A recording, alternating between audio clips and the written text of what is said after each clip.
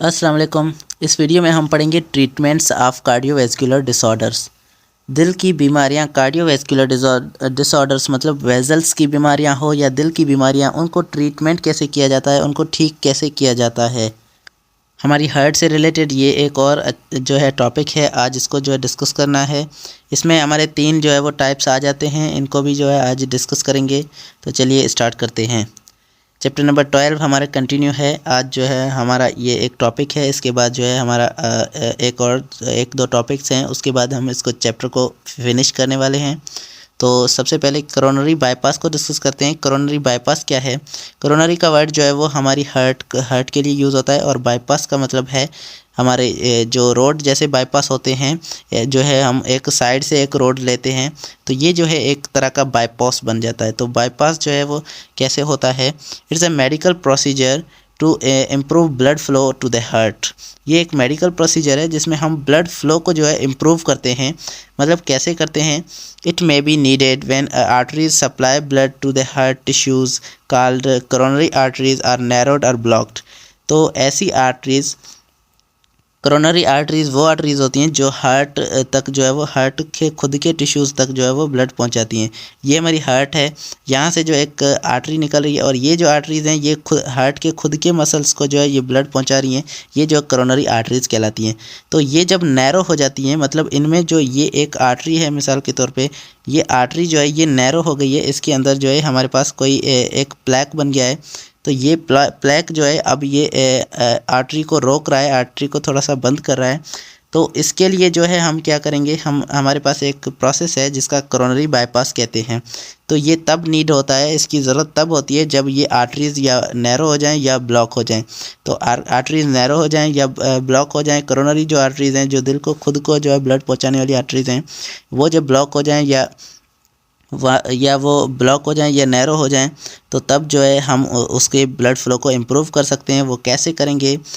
Coronary bypass की मदद से। Coronary bypass uses blood vessels from another part of the body and connects them to the blood vessels above and below the narrow artery.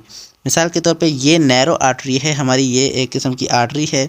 ये जो है यहाँ से narrow हो चुकी है, यहाँ से जो है अब ब्लड फ्लो नहीं कर सकता।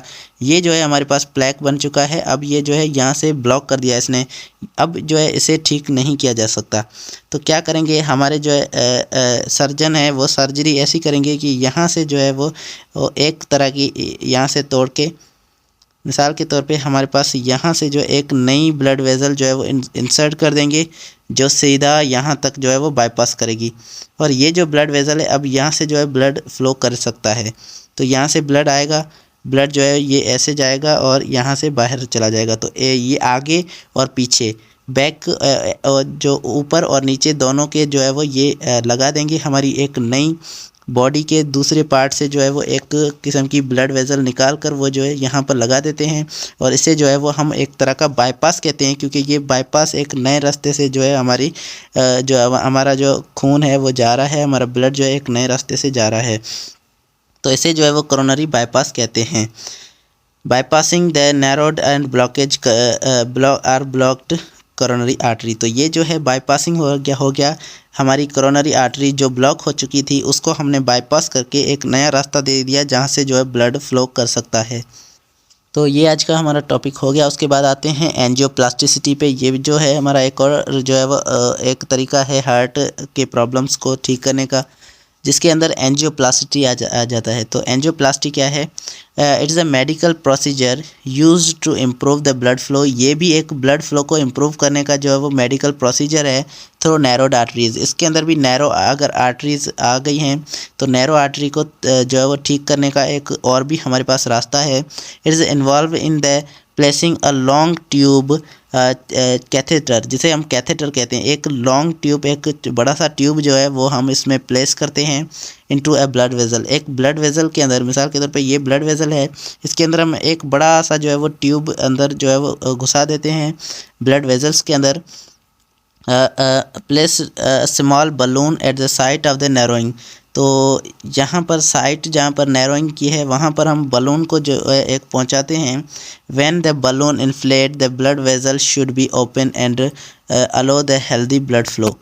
तो अब यहाँ पर होगा क्या कि आपको यहाँ पर ड्रा करके बताएं कि एक जो है हमारे पास यहाँ पर ब्लड वेज़ल है, ये जो है एक ब्लड वेज़ल है। तो यहाँ पर जो है वो हमारे पास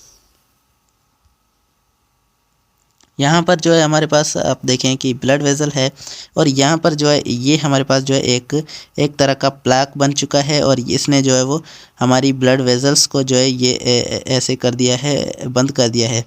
तो यहाँ पर क्या होगा, हम एक कैथेटर लेंगे। कैथेटर क्या होता है, एक तरह का बड़ा सा ट्यूब होता है, और यहाँ से जो है ये इसको जो है अंदर घुसाया जाता है हमारी ब्लड वेज़ल्स के अंदर। तो ये बड़ा सा ट्यूब जो है यहाँ से हम जो है वो इंटर कर देंगे हमारी ब्लड वेज़ल्स के अंदर। और यहाँ पर क्या होता है, कैथेटर के अंदर हमारा कैथेटर जो होता है उसके अंदर जो है वो हमारे एक तरह का लास्ट में जो है एक बलून लगाया जाता है, और ये बलून जो है यहाँ पर आकर रुकाया जाता है।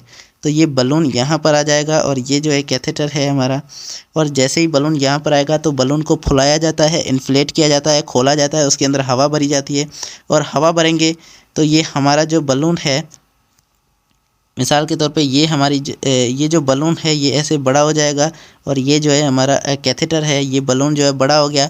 अब जो है ये खोल सकते हैं हम इसको, और ये जो है अब अंदर थोड़ा सा चला गया। अब यहाँ से जो है ब्लड हेल्दी फ्लो कर सकता है। या फिर कुछ ऐसा होगा कि इसके अंदर जो है वो एक तरह की जाली इंटर कर देते हैं। नीचे हमारे पास कुछ पिक्चर्स हैं, इनमें आपको जो है ये हार्ट दिख रही है, और ये हार्ट की जो है ये आर्टरीज़ हैं, कोरोनरी आर्टरीज़।